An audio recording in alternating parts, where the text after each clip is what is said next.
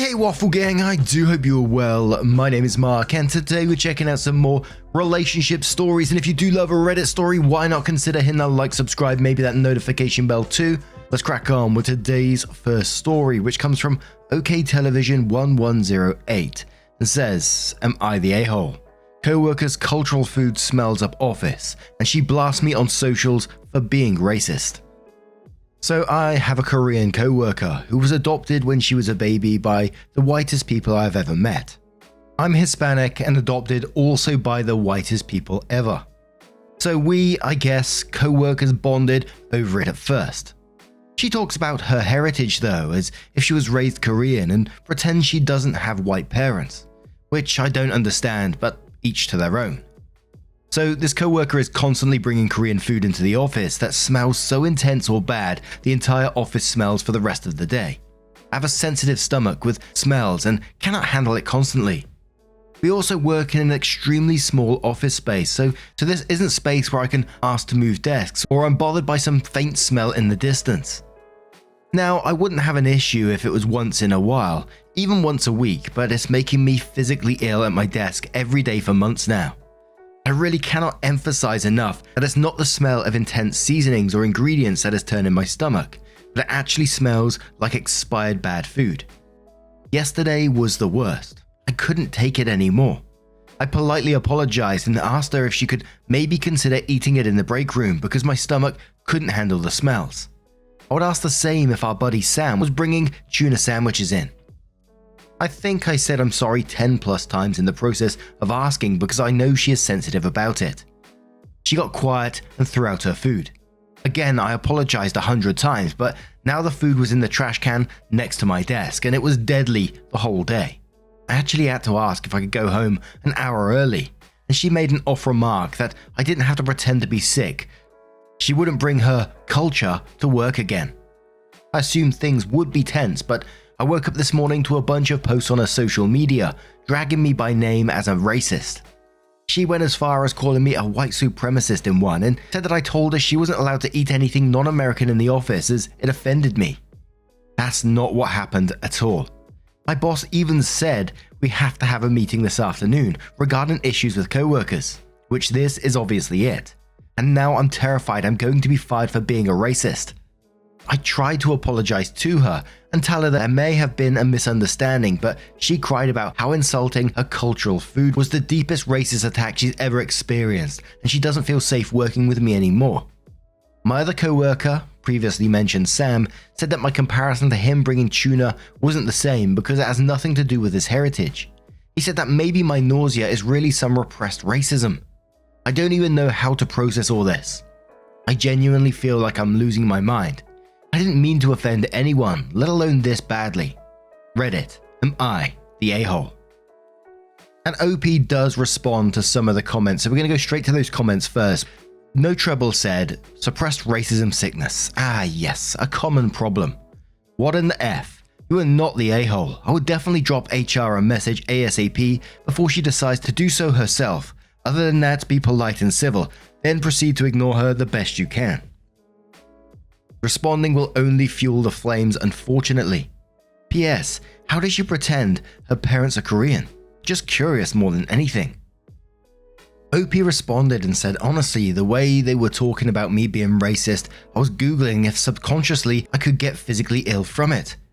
Ever just meet people who make you question your sanity because of how serious and genuinely angry they are? And we don't have an actual HR department, just a manager who clearly already knows. Meeting's around 3, so we'll see how it goes, but at this point, she's so upset in arms about me being racist, I don't know if the manager would want to even deal with the backlash. As far as pretending her parents are Korean, it's not that she acts as if they are, but she talks constantly about her birth parents as if they are her parents and talks about Korea as if she was raised there. I mean, that's all she ever talks about really. Mum and dad were Buddhist, so I keep their stuff with me, and her desk is covered in spiritual stuff from them. But it's all stuff she bought. Her actual mum and dad, who have come to the office before, are so sweet and nice, and she acts friendly to them, but calls them by first name basis. Mind you, this is a 26-year-old who never met her birth parents, was adopted around 1 year old, and has never been back to Korea since. Basically, she talks as if her parents are Korean immigrants and she was raised by them with their culture, while the sweet couple who raised and spoiled her, she pretends don't exist. Three Dogs responds to OP and says, "Why you're not overall the a-hole? This is not the commentary I would lead with in defending yourself. The documentation on the difficulties and often even unintentional racism international adoptees experience in the US is compelling, and well, there's a lot of it. You don't know what this girl has gone through, but it's safe to bet that she does not view her adoptive family as a real family, regardless of whether or not they are nice." OP responded and said, "I'm sorry, I need a damn copy paste since I've been going crazy trying to clarify. I only mentioned that because my original post, which exceeded character limits and I had to backspace a bunch, quoted stuff she was saying on social media, which included emphasizing how I not only insulted her, but her entire Korean family and parents for teaching her to cook that way. She told me about how she doesn't even know her birth parents and never spoke to them, and they gave her up when she was not even one. So how can I possibly be insulting her Korean parents for teaching her how to cook? There was context there originally that had nothing to do with the food." OP then continues and gives some additional information, firstly about the smell, which says, "Yesterday's meal looked like fettuccine alfredo made with rice noodles but genuinely smelled like spoiled milk. I'm weirdly not bothered by fish in general by any means. I actually fish and will clean my own fish. I mentioned tuna since it was the first smelly non-cultural related dish I could think of. The food doesn't smell fishy by any means, it smells more like expired milk and most are creamy dishes, so I think she's genuinely using expired ingredients. I don't know if that makes sense, but it's genuinely not like strong smelling food, but actually bad. I would say the same to any food that smelled genuinely rotten. As I said in the main post, it's not that the smell is intense, it is actually genuinely bad like spoiled milk. My best friends growing up were Vietnamese, and though their food can be intense and different, it was never like this. I don't care what culture the food is from, I have nothing against Korean food. I actually love Korean barbecue. I have a mom and pop I frequent which, again, smells really intense but not bad. I cannot emphasize enough that has nothing to do with the cultural food, but however she is cooking these dishes." OP started giving some more information about what everyone else thinks and what they heard, etc. So OP said, "Everyone was in the office and heard it. My 3 unmentioned co-workers who share the small space all agreed with me and thanked me at the end of the day yesterday.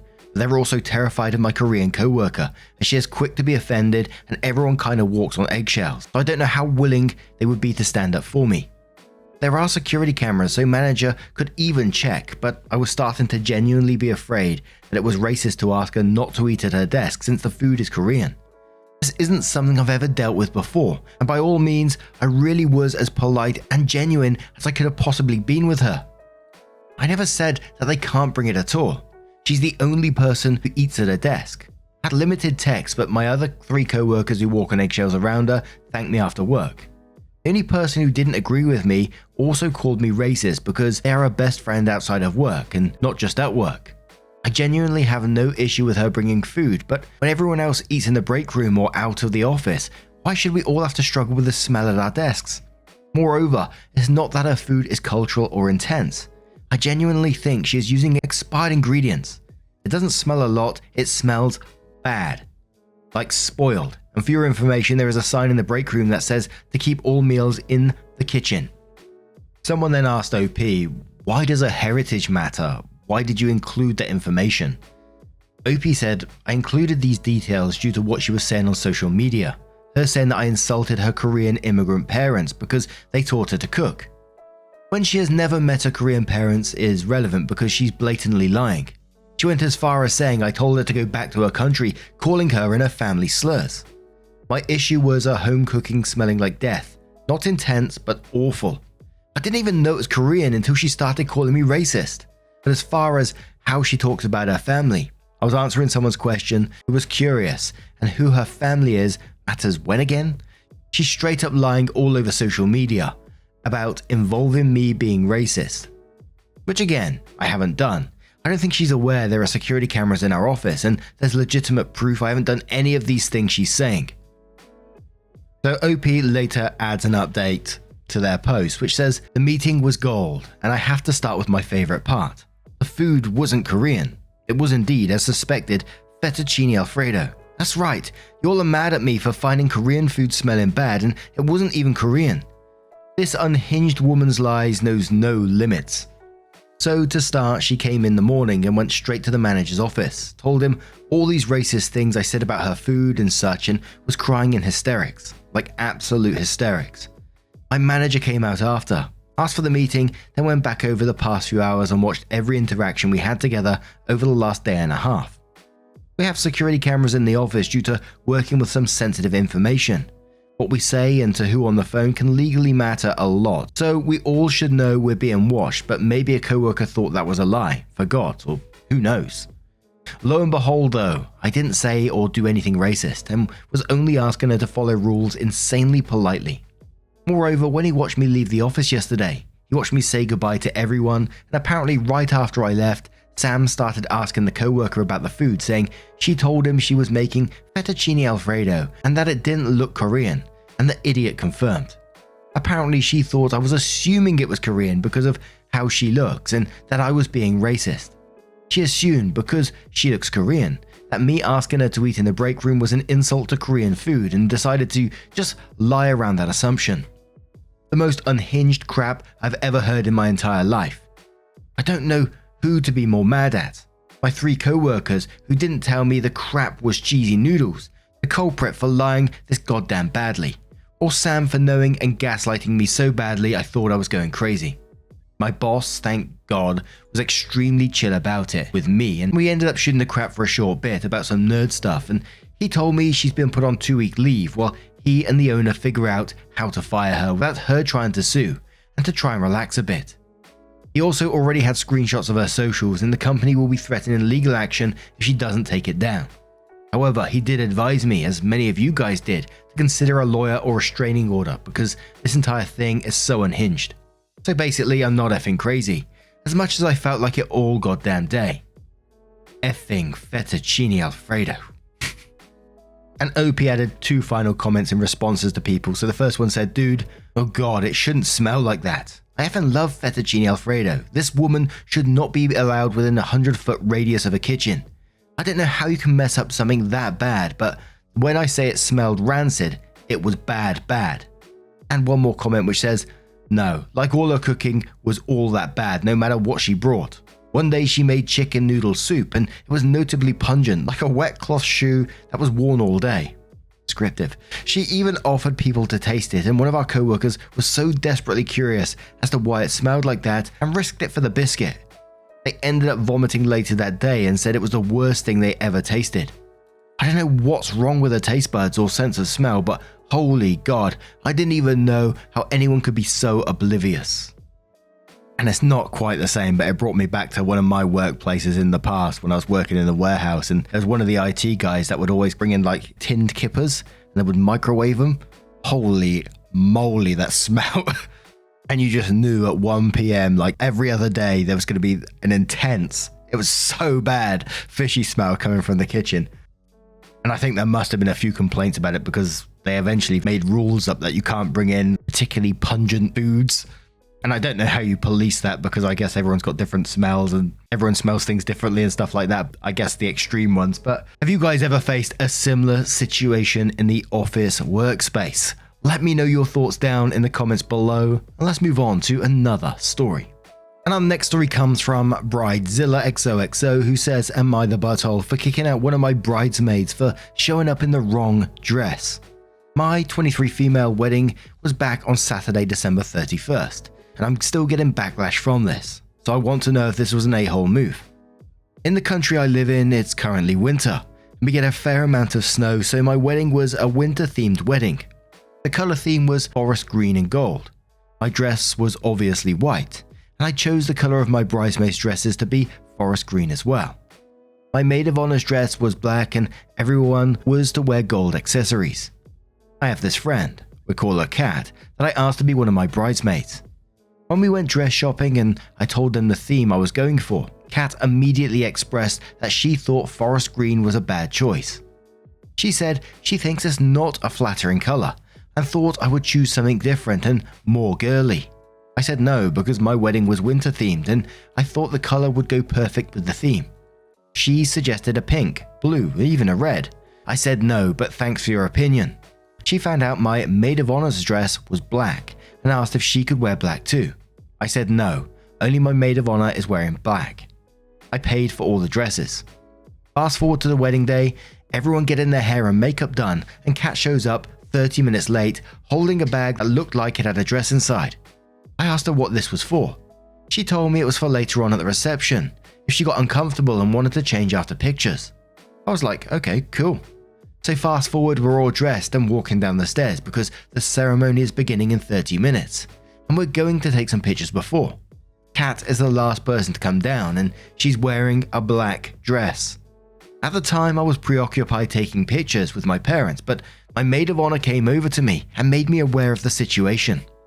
I confronted Kat and asked her what was going on. She said she hates her bridesmaid's dress as the color is ugly and makes her look gross, so she's wearing black. I told her, please go back and change. She refused and started walking away from me. I said I'm going to ask her one more time, and if she doesn't oblige, I'm calling security and kicking her out. She began yelling at me to F off, so I called security and asked them to please escort her out. She started making a big scene, yelling how much I may be and that I can't force her to wear anything and that I'm a horrible, inconsiderate friend. The wedding went on and it was truly amazing. Ever since the wedding, Kat has been blowing up my phone with texts saying some really nasty things and asking for the money back she spent on the black dress, since it was a waste and she didn't get to wear it. I had to block her number. Some of my other bridesmaids have been giving me crap, saying that it was a little harsh kicking her out and embarrassing her like that, and maybe I should give her the money back. Am I the a-hole for kicking her out? Absolutely not the a-hole to me in this situation. We've seen these situations before, and I never understand what goes through their head to think, I'm going to bring along a separate dress and then sneakily go behind your back and be the last one down so you can't change your mind because, hey, she's already here in the black dress. What are you going to do now? She knew what she was doing. She's being a complete ass. And your friend saying it was a bit harsh and you embarrassed her. She did that to herself. She didn't need to put that dress on. She chose to. But anyway, Mig says, not the a-hole. She embarrassed herself. She agreed to wear the dress you picked out and then deceitfully planned to change at the last moment in the hope that you'd just let her get away with it. She knew that you would tell her no. Think of being in a wedding as like playing a part in a play or a ballet or something. You get cast as bridesmaids, so you wear the costume that the artistic director has picked out for bridesmaids to wear. If you don't want to wear the costume, don't be in the show, but you can't just show up on opening night and say, I didn't like your costume choices, so I'm going to wear the same costume as this other character instead. Old Calligrapher says, not the a-hole, it is your wedding. If she didn't want to wear the color that you chose, she could have easily politely backed out and said she would love to attend as a guest but wasn't comfortable wearing that color. You also paid for the dress, not her, where many would complain that they were buying a dress they will never wear again. You purchased it. Not the real Neil says, not the a-hole. Your friend clearly tried to wait until the very last moment to put on the other dress in the hope she wouldn't make a scene and she could have her way. It's a wedding. It's about the people getting married. Your own taste doesn't matter, especially given the bride paid for the dresses, something not all brides are kind enough to do. Trying to wait until the last moment to manipulate the bride is a massive a-hole move. Alarming says Kat is a walking disaster. As a wedding planner, I will say I am truly very sorry that you had to deal with that right before walking down the aisle. Anyone who purposely creates unnecessary drama at another person's wedding goes right out the door. Ignore Kat. She will never see or own the fact that she was the only one responsible for all her own problems, not the a-hole. ETA to address the issue with your other bridesmaids. Kat gets no reimbursement for going off script and choosing to do her own thing. Her dress was paid for, as well as her dinner, flowers, bridal party gifts, hair, makeup, etc. I'm assuming. She chose not to wear the dress that was provided. That's not a you problem. If they're concerned about Kat's feelings, they can include her in their own weddings and pay for whatever dress she wants, but this has nothing to do with you anymore. Cool, just hearing Alarming there tell us that comment and them saying that they're a wedding planner.